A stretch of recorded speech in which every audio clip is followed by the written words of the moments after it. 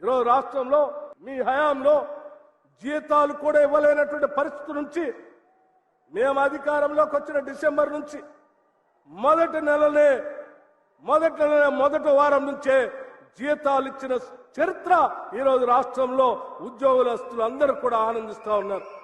అట్లాగే ఉద్యోగస్తులతో పాటు మహిళలందరూ కూడా గౌరవించుకోవాలనే ఆలోచనతో అంగన్వాడీ వర్కర్స్, ఆశా వర్కర్స్ కి, మధ్యాహ్న భోజనం పెట్టేటువంటి మహిళలకి అందరికీ టంచన్గా బిల్లులు ఇవ్వాలి, ఈ మహిళలు బాధపడుతున్నారనేటువంటి ఆలోచనతో వాళ్ళందరికీ జీతాలు బిల్లులు ఇచ్చేటువంటి కార్యక్రమాన్ని చేపట్టాం.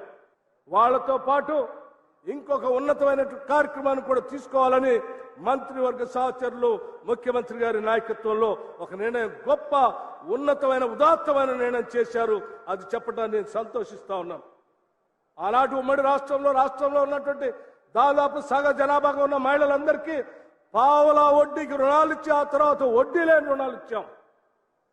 ఆ వడ్డీ లేని రుణాల్ని గత దశాబ్ద కాల 10 సంవత్సరాల టీఆర్ఎస్ పూర్తిగా తుంగలో తొక్కి మహిళల్ని ఆర్థిక సాధికారత లేకుండా గాలికి వదిలేస్తే మేమందరం కలిసి ఆలోచన చేశాం.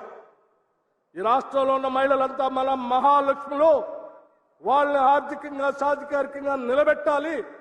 వాళ్ళ కోసం మనకి ఎన్ని ఇబ్బందులున్నా తిరిగి వడ్డీ లేని రుణాలు సెల్ఫ్ హెల్ప్ గ్రూప్స్, డ్వాక్రా సంఘాల మహిళలకి అందరికీ ఇవ్వాలి. అవసరమైతే వేల కోట్ల రూపాయలు వాళ్ళకి రుణాలు ఇప్పించాలని నిర్ణయం చేశాం. ఈ నిర్ణయం మామూలు నిర్ణయం కాదు. తప్పనిసరిగా మాటిస్తా ఉన్నాం.